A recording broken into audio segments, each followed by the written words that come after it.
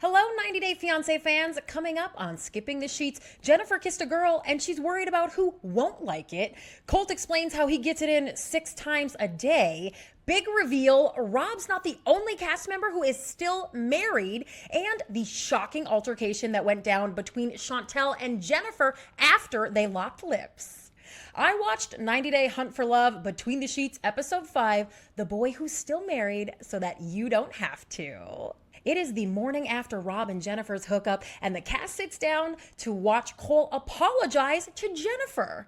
What? I think is what we all said. Well, they're a little bit confused as well. I love what Courtney is bringing to Between the Sheets. She takes this moment to point out that Jennifer betrayed Cole, and yet he's the one apologizing to her. Courtney thinks maybe she should take some notes from Jen's playbook, and she might be right. Tiffany has a little bit of a different take on that whole scene. However, she actually lectures Cole. Tiffany and Cole are sitting on the Between the Sheets couch together watching this scene back, and she gives it to him. She tells him he deserves respect and he should have demanded it from Jennifer. It's so interesting to hear everybody else's take on this. Tim's is probably the most damaging to Cole. He actually says this is the absolute worst case of being pee-whipped he has ever seen in his entire life. And Tim is actually happy. He tells Rob that Rob hooked up with Jennifer. Rob takes this moment to brag a little bit. You know, he's sitting there with his boy. He talks a little bit about his prowess and he says, you know what? If I did sleep with Jennifer, it was great. Now, this sets the tone for something I want to talk a little bit about with you guys, what's been going on the internets in the days between these episodes airing. So what Rob is doing here on Between the Sheets and on the episode of the show is playing it very coy. He is not denying that he and Jennifer slept together. She is. He's not, however, but on the internet in the last week or so, he's been commenting a lot on blogs and such, media clips, denying that he and Jennifer slept together that first night. Rob actually implied in a comment on Instagram that the footage of he and Jennifer really hooking up didn't happen on that first night when they went and played Mario Kart together. That's what he's saying online. Here on Between the Sheets, he's playing it a little more coy. He's like, maybe it did happen, and you know what? If it did, it was good. Okay, Rob, we will have to take your word for it. But we don't in this next scene. The producers show the cast a scene that they have never seen before from when they all went to that compatibility workshop. And they kick this one off by showing the therapist explaining it to us fans. Like, listen, this compatibility workshop, it was really about having the same values as someone else. It wasn't about how often and how do you want to really have sex. It was about being compatible. So I needed that explanation from her. With what all went down on Hunt for Love this episode, a lot of risque stuff. It's sort of feeling like they are just trying to get moments of the cast saying vulgar things and acting in a vulgar way so that they can show it in a clip, in a tease, in a preview. And the therapist here made me feel like, okay, it was important for the singles and the 90 Day singles to sit down and talk about some of these things and see who they're really on the same page with. We also get the cast thoughts on Colt saying during the workshop that he would like to do it hourly. Not weekly or daily, as the therapist asked, but hourly. And Courtney points out, hey, you know what? Maybe that's why all of his exes, who she's friends with, say he's talking to other women constantly online, is because he cannot be satiated by just one woman. His needs, his demands. Well, if you want to know more about that, which of course we didn't, but that's what we do here on Skipping the Sheets, Colt actually explains to us on this episode about how he can get it in hourly. And trigger warning, this is a little bit scary. He says the way you start out a day where you do it every hour is that you wake your partner up by you're already doing it. Listen, I don't really know how to speak about these things in a way that is YouTube safe. TLC is really pushing their boundaries. But what I'm saying here is that Colt explains his whole day of how he does it all the time. And it starts with, he says, I wake the woman up by having sex with her. Now, of course, that raises some issues of consent, but he is just being fun here and implying that this is how he would start his day. And then he goes on to say he gets in the shower, and just at every point in the day, you're thinking lunch, you're thinking after work, you're thinking Netflix and chill. And even before you go to bed, he thinks is an opportunity to literally get it in. So Again, I watch this so that you don't have to. You're welcome. This is also where Tim and Rob take this conversation between the sheets where they're watching the scene back to talk about a little bit of cheating. And they admit they have cheated. They have been cheated on. They kind of struggle through this conversation where they're trying to sound like good boys. And they really wrap it up by saying, if you get caught cheating, you really just have to do everything that the woman wants you to do for quite a while afterward. So if you want some tips on how to move on in your relationship after that goes down, maybe don't talk to Tim and Rob about that one. Producers also have the cast play a game on Between the Sheets at this point where they answer questions about their sex preferences. So this is really very similar to what we saw on the Hunt for Love episode and is, my guess, just more attempts to get clips where they're saying really outrageous things because that's what they think keeps us watching. And maybe it is. Hunt for Love is pretty good. And maybe if you're like me, you've been wondering, why the heck is Rob there in the first place? We already knew that he is still legally married to Sophie. Neither one of them have made any attempt to file any kind of paperwork or whatever. In fact, actually just yesterday, she posted a lovey compilation of them having a great time together. And she said no one ever really saw Rob and my relationship when it was good. So she seems to be reminiscing and looking to the past while Rob is at this resort in Mexico dating 20 other people. So it's kind of a surprise that this didn't come out until episode 5 of the show. And the cast watches Jeniffer and Rob sit and talk about him being married. This is where Rob is really sitting in a solo interview here. And he says something that I actually thought was pretty profound. He says, there is no player stuff happening on my part. He explains that he's really just assumed to be a player because of the way he looks. And he says that's been happening my whole entire life. And he's never been a player, but he just looks the part. So we all expect him to behave in this way. And that's why he has this image. And I thought, okay, we know Rob and Sophie and their history pretty well. We've seen him on several seasons of the show and The Last Resort. We do know how he rolls. And there were a lot of accusations that flew between him and Sophie, of course, but the main one being that he was talking to other women online or engaging in what Sophie called online cheating. She hasn't made a lot of accusations about him physically cheating when they were actually married and together. So is Rob right? I have to know what you guys think about this. Is he a player? Does he just have the image of being a player? And should we feel bad for him that he cannot stop being mischaracterized when he is just trying to be a married man on a dating show? And you guys, oh my gosh, here's the huge reveal. He's not the only one. And I'm sorry, I cannot believe that I didn't even think about this on Between the Sheets. Colt reveals that he is also still legally married. So that would, of course, be to Vanessa, who we all saw him get married to, his relationship with on The Single Life after he appeared on original 90 Day and Happily Ever After with Larissa. His second wife, Vanessa, he is still not divorced from. Now, that should have been on our radars. We always know when things are filed, when they become final, and we haven't heard anything about legal paperwork going down in the courts between Vanessa and Colt. So he is still legally married. Also, that makes 2 of these guys. But you know what? It's not a problem for Elise. Girl, we love you. You've brought us a lot on this show, and I think we are not going to see the last of Elise here on Hunt for Love. She takes this opportunity to defend Rob. After everything that's gone down between the 2 of them, she's still saying, you know what? Rob was really a stand-up guy to admit that he is still married. I understand Elise is trying to look like she's not jealous. She thinks everyone expects her to respond to this by being like, oh, what a terrible guy. He's kissing Jeniffer when he's married and he was talking to me too. Remember how Rob told Elise not to even Google him so that she wouldn't know any of the details about his marriage? Well, she's still defending him, and I'm sorry, Elise, but he's made it pretty clear he doesn't want you, and I don't think you're going to get into his good graces by just acting chill. Find you another man. We'll get to that in just a second here. But I really wanted to hear from Jeniffer on this. What does she think now that she's had some time to let this soak in? She says on Between the Sheets, listen, it does not make sense to go on a singles retreat when you are married. But We see her keep going for him, so it seems like she doesn't really care. Does she? Well, Tim, who knows Jennifer perhaps better than absolutely anyone else, seeing as how they had an actual relationship and appeared on a season of the show together, he explains it all. He says, listen, Jennifer wants a good guy during the day that she can flaunt around, take home to her mother, and convince herself and everyone else that she's got a great guy on her arm. And then she wants a bad boy at night to go and do her, Tim kind of implied, her weird sex stuff with.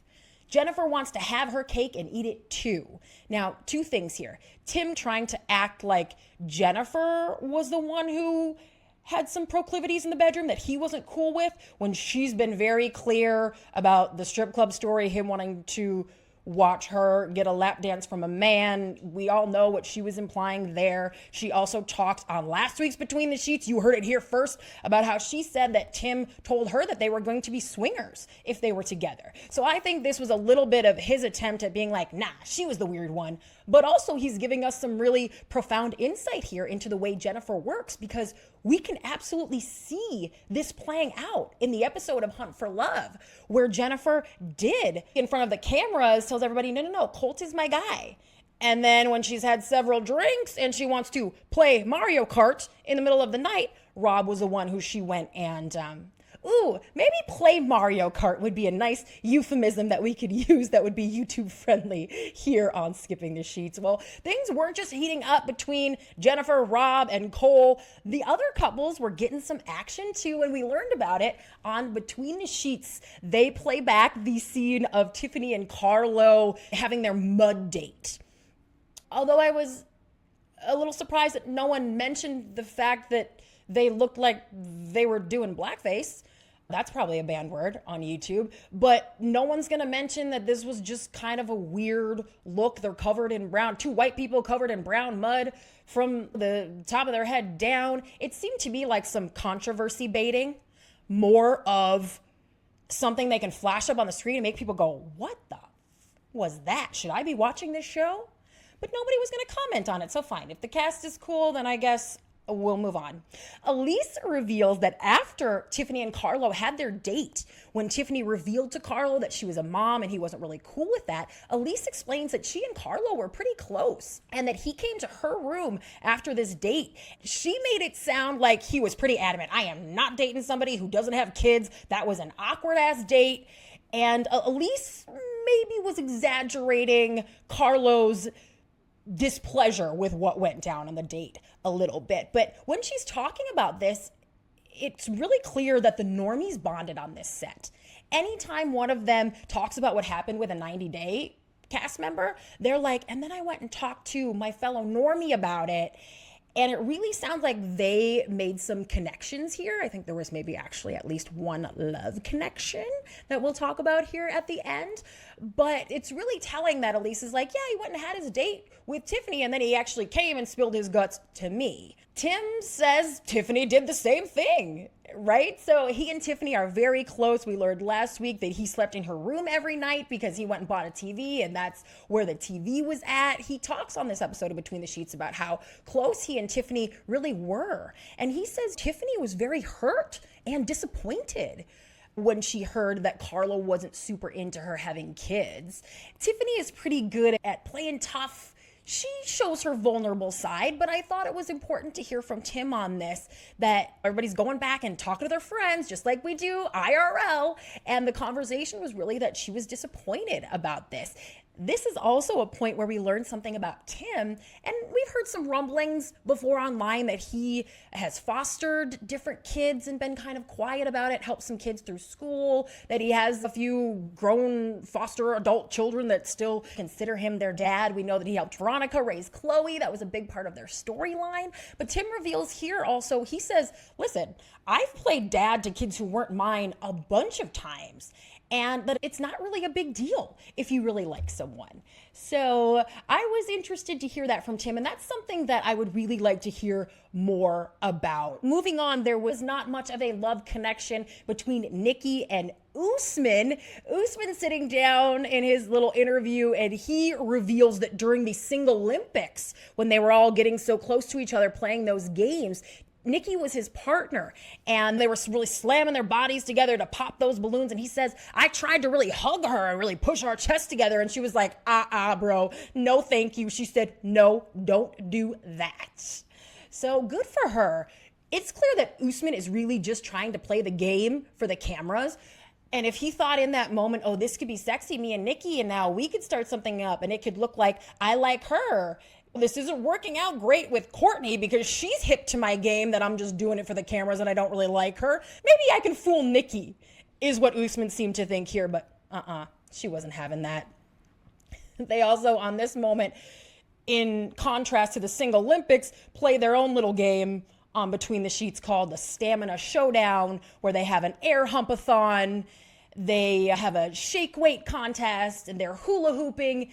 This is the part in the episode where they really lost me again. It just seems like more stuff that's supposed to look vulgar and spark a conversation that's really risque. It seemed a little silly, and honestly, if I wasn't sitting down breaking it all down here for you, I may have turned off the episode at that point.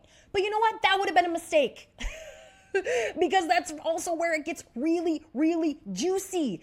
The kiss off and rejection. We all had to sit and watch them make out for a long, long time. The cast reveals on Between the Sheets, it was like a half an hour. And Courtney explains, even watching this back, she's like, I didn't know how to react. We're all sitting around, we're supposed to be playing the single Olympics, and now all of a sudden in the tiebreaker, everybody's just making out. Courtney's like, am I supposed to touch myself? What are they doing this for? Why am I watching this? Thank you, Courtney. I think we all had the exact same reaction. Jeniffer, though, has revealed something that makes this all interesting and seem important, right? We know there's the whole storyline they haven't touched in an episode or two with Chantel, where she kissed a female friend before she even came to the resort. We know that girl's name is Ashley. I've got some intel on all that. We'll talk about that another time. But so Chantel is sort of in this like phase where she is questioning herself. And we saw her say on the first episode of Between the Sheets, if I've kissed a girl and if I have feelings for a girl, what does that mean for me? What does that mean for my family? I remember specifically her saying that, and her saying growing up, it wasn't something that was an option for her. Chantel pretty directly implied that her family would have a problem with her being in a same-sex relationship. So now we're going to sit and watch her make out with Jeniffer, who on Between the Sheets reveals that this was her first kiss ever with another woman, ever. And Jeniffer was concerned in this moment when she sits down and starts doing her thing with Chantel. She said, my first thought was, how is my family going to feel? She said, I'm actually worried in this moment that my family will stop speaking to me if they see me kissing a woman. I'm flabbergasted. I was shocked when Chantel said it, and now for Jeniffer to be admitting this, you know, sometimes, especially in the world of pop culture, I'm an LA gal, sometimes it's easy to forget that opinions about open sexuality are different and that we've come a long way in the last many years. Jeniffer, also, she's from Colombia. I can't tell you what the climate is for LGBTQIA plus issues in Colombia, but Jeniffer is giving us a little bit of insight into that here. And I just thought it was really interesting, and I was shocked to hear that not only was Chantel concerned what her family would think, but Jeniffer was too. Jeniffer also added, though, that it was a good kiss and she enjoyed it. So that makes me think maybe her family didn't have too much trouble with it because she's sitting on Between the Sheets saying, oh, it's not a big deal. Jeniffer seems to not be concerned that her family is too upset with her after this had all gone down. But let's talk about what all went down after the kiss between Chantel and Jeniffer. There is something that Tim is like chomping at the bit. Okay, he's sitting on the couch with Chantel. They're watching the scene back, and there is something he wants to say. There's something he wants to get out there. I'm like looking at him while Chantel's kind of watching it back, being uncomfortable. And I'm like, what does Tim have to say? He's like, well, so Chantel, tell everybody what happened after the kiss.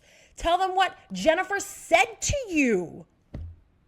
Okay, Thank you, Tim. It sounds like clearly Chantel had already told Tim this story, and Tim wanted us all to know too. So Chantel explains after the kiss, Jeniffer was talking to her really weird, is how Chantel describes it. And also that Jeniffer asked Chantel to come back to her room with her. Oh, we've seen what goes down when Jeniffer goes back to the room. Last week, Chantel admits it seemed like Jeniffer was trying to hit on me that night. She outrightly says that. Clearly, she was trying to hit on me. But Chantel told Jeniffer, no, I'm sorry, we're just friends. And then reportedly, Jeniffer got very upset. Chantel said she was real mad, and Jeniffer called Chantel a bitch. A B-bomb. A B-bomb for the rejection. Listen, I think that's just more of Jeniffer knows she's gorgeous. She knows she is being posed as the hot one. And I think in Jennifer's mind, everybody wants her, right? When really it seems like Chantel was the one that all the guys wanted in the first few episodes. She's the one they were all really talking about on Behind the Sheets and really going gaga over. But Jeniffer just wants everyone to want her. So I think the idea that Chantel wouldn't want to go back to the room with her just flabbergasted Jeniffer, I'm sure. She was confused. But a little piece we're missing here that Tim also clues us in on. Good thing he is sitting there to tell us what really went down when these women were getting it on. He says that night, Jeniffer even talked to me in a friendly way. That's how drunk she was. So if some of Jennifer's behavior in the post-kiss and maybe the reason why we didn't see what went down between her and Chantel after this alleged altercation is maybe because Jeniffer was 10 sheets to the wind and it wouldn't have been appropriate for that to play out on camera. I don't think that that's the first time that production has protected a drunk cast member. We're not really seeing anyone be falling down wasted here. They are drinking a lot and all the time, but also like there was a moment where Chantel had clearly had too many when she was getting in a fight with Usman on that first or second episode. And she just all of a sudden was like, I'm tired, I'm going to bed. I think that was production saying, you're pretty drunk. This is just going to get more outrageous in a way that you wouldn't usually act. So just go to bed and we'll pick it up again tomorrow. Also, don't forget, never forget, Colt said on last week's Between the Sheets that Chantel was really flirty with him on the bus ride home from the club. Remember, he said she touched his leg and was in his face, all kinds of things, but that she was also super intoxicated in that moment. That would be great, juicy stuff for us to see. You don't think that would have been a whole storyline on an entire episode of Hunt for Love if Chantel was hitting on Colt? But it's almost like production is actually respecting when there's been too much alcohol consumed and not exploiting it, which is very relieving for me to know that this cast is not being exploited in that way. Also, we mentioned this before, don't forget what happened on Bachelor in Paradise when there had been too much alcohol consumed. There was allegedly a sexual assault that happened, and it just about took down the entire franchise. So if producers are being smart about this and protecting their cast and protecting themselves and their liability, and that's why we didn't see what happened between Jeniffer and Chantel after their kiss, I can accept that. Okay, let's get to these gold medal dates. Our winners of the Single Olympics got to choose who they would like to go on a date with, and the cast gets to see the scene where Jeniffer chose Cole for her date, and Usman gets really excited. He's mentioned before he was pretty close to both Jeniffer and Cole during the filming, that he was really rooting for them. He says, Cole is my boy, and I think Jeniffer really liked him, and that they would make a good couple. It sounds even like when the cameras weren't on the resort, Usman was encouraging Cole and talking to Jeniffer, kind of being the go-between to keep things good between them. And I think that's just more of Usman like playing the game so well. It is clear why he has been cast here at the Hunt for Love resort, and it's maybe not because he's gonna date someone and make a love connection that they can advertise the show as a success. I think he's there to sell the gimmick. He's gonna act on camera like he is really trying to date people, like he is trying to find love, and he is gonna encourage the rest of the cast to play out on camera in the same way. And I kind of think that's what he was doing with Jennifer and Cole, was like, there's gotta be a love connection. He's playing producer, like, let's keep this going. And you know what? I'm not mad at it. I'm not mad at it. And now I need you guys to think back a few minutes ago and remember what Tim said about Jennifer wanting a good boy during the day and a bad boy at night. Something that Rob says about Jennifer picking Cole for her date. He explains Jennifer and I weren't really out in public. That's the word he uses. He means in front of the cameras. That when Jennifer and him hung out, it was in their rooms at night after production had wrapped for the evening, and that whatever connection they had hadn't really been seen by the rest of the cast, but that Jennifer and Cole, everyone was aware that they had something brewing. So the way he puts it, Rob is like, Jennifer, now she has an opportunity to take someone on a date, and she picks Cole again. Rob says he was feeling like he wasn't good enough, like he was the number 2 guy. And it's exactly what Tim said. She wants everybody to think Cole's the guy, and even Cole, that he's the nice guy that she's really into. But later, she might go see Rob again. So we are really getting Jennifer figured out here. And it makes me feel like a bit of a not a girl's girl to sit and listen to these guys analyze her and listen to her ex and the guy that she's currently hooking up with talk about her in such a revealing way. But this is really what they sign up for here. The therapist has something to say too when she watches Cole and Jennifer's actual date. The word she uses for what Jennifer is doing to Cole is breadcrumbing. And that's a very trendy phrase. I think it rates right up there with narcissism, but it makes sense. That is essentially what Jennifer is doing. It feels like she has to make it look on camera like she's going for a good guy, so she has to keep stringing Cole along because she's not really super into him, but she wants everybody to think she is. Sounds like breadcrumbing to me. Well, Tim and Rob are watching her lie her face off to Cole, tell Cole that her and Rob didn't even kiss. She hasn't kissed anybody yet. We just watched her kiss Chantel too. But Rob takes this opportunity to admit that he did kiss Jennifer on Mario Kart night. So while he has been online denying that the hookup that we saw on TV was Mario Kart night, it certainly seems like he's admitting here on Between the Sheets that it was. He's saying, yeah, we did kiss. So what else, Rob? Stop, come on, we saw it happen. So Rob is admitting there was at least a kiss on Mario Kart night. Chantel didn't love to hear all that. On Between the Sheets, at first she says, I asked Rob out for the date. Rob is the one I chose because I felt bad for him that Jennifer chose Cole. Well, say more, Chantel, because then she does go on to say, well, no, I really do want to sleep with Rob, she admitted, and I think he would be good at that. He is really my type. This is Chantel saying again, going for Rob again, every episode on Between the Sheets, and even on actual Hunt for Love and in the never before seen scene where she tries to get him to kiss her right in front of everybody. Chantel wants Rob, and she isn't really even being prideful here and trying to hide it. She keeps mentioning it. He, at this point, would have already turned her down for the kiss, but she's saying while they're filming Between the Sheets, hey, he's my type, and I think he would be a good time.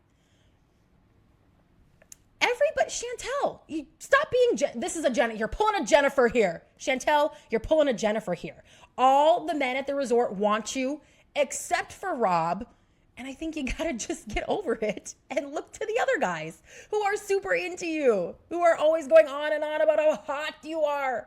Chantel, oh my gosh. If we get a Rob Chantel hookup at any point at this resort, I am going to be surprised, and there is going to be much for us to discuss about that. But before I wrap up, let's hit you with some random reveals.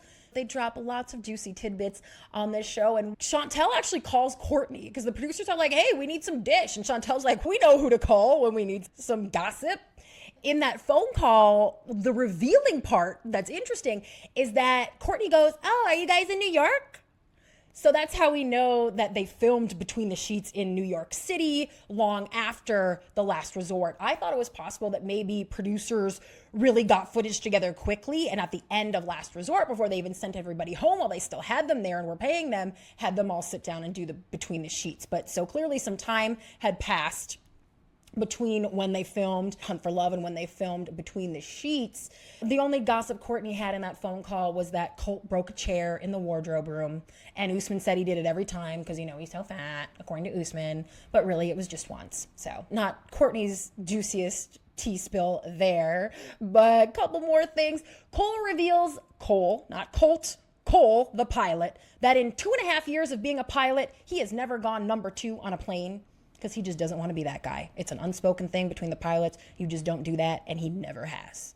One more little random reveal that I want to tell you guys. This is not from Between the Sheets. This is from my research, watching everything that drops about this, every social clip, all the time, every comment response. And there was one thing that TLC actually put out that was a clip of all of the normies talking about what they are looking for in a partner. I want you guys to watch that back and tell me if it's not very clear to you as it was to me that Lexi and Jay are hooking up. They're clearly describing each other when they're talking about what they want, and I don't even think they're really trying to hide it. Lexi's like sort of playing coy, but he's like, "Hey, I'm Jay, I'm 6 foot tall and 250 pounds. She's like, "I would really like a guy who's 6 foot tall and 250 pounds. Like, I picked up what they were putting down, and I think you will too. So please go check out that clip. All the normies have it on their Instagram. It's on TLC's Instagram as well. And tell me what you think. Because I did a deep dive on all those normies, and there honestly isn't a whole lot to say. I think production picked them because they aren't big personalities and didn't want them to outshine the 90 Day folks. None of them have a huge following or much of a presence there. They're all kind of fitness people. They're all coaches, motivational life coach, fitness coach of some kind. And that's how I think that they cast the therapists and the actual coaches that are on the show too, is they just looked at a bunch of people who call themselves coaches and picked the ones that weren't married to be actual singles. So I'm sorry, but there just isn't a whole lot to reveal there. If anything comes out, I will keep you posted. Let's look to what's going down next week on Between the Sheets. Cole and Rob are going to go face-to-face on Hunt for Love, and we are going to get to see them all reacting to it. We will also get a never-before-seen scene of Colt hitting on Elise and Courtney's reaction to that. I'm into Elise, and I'm wondering if she will make another connection here after she struck out so hard with Rob. I was thinking maybe it'll be Tim, but perhaps Colt is the one that will make a connection with Elise, and I want to see what Courtney has to say about all of that, because it seems like Courtney and Elise are pretty cool with each other so far. So we also get Usman asking Nikki out after we know on this episode she was like, "Bro, don't hug me." We'll see how that goes. And another never before seen scene, I just call it a never seen, of Cole and Jeniffer talking about Rob. So we will really get to continue on Jennifer's two-face, how she's juggling her good boy and her bad boy. Poor Jennifer. It's not a great look for her, and it's not looking like it's gonna get any better next week. Rob actually is gonna go so far as to call Cole a bitch on Between the Sheets. So whatever goes down on the episode is clearly hot enough that the cast was still upset about it watching it back. And I cannot wait to watch Between the Sheets and then come back here and break it all down with you. Do not forget to subscribe to my channel, because then you'll never miss any of my 90-day news breaking drops. And these go up on Tuesdays. The show airs very, very late here on Monday nights. I will always get these up for you on Tuesdays. The podcast version is available also if you'd rather listen on Apple Podcasts, Spotify, or wherever you get your podcasts. I appreciate that. I just dropped a new video on my YouTube channel, the influencers of 90 Day, and the big tease there is who's offering Rob a return to adult content? Lots of money. Is he going to take it? I have all the details there. Go and check out my latest video on that. And I also have a breakdown of the new season of Happily Ever After. Everything you're going to see go down and everything you need to know before Jasmine and Gino and their new girlfriends and boyfriends fight it out at the bar. you got to know what's happening there. So thank you guys all for watching. I really appreciate it. This is so much fun. Please comment. Let me know what you're thinking about the show. And I will see you next week for more Skipping the Sheets. Thanks for watching.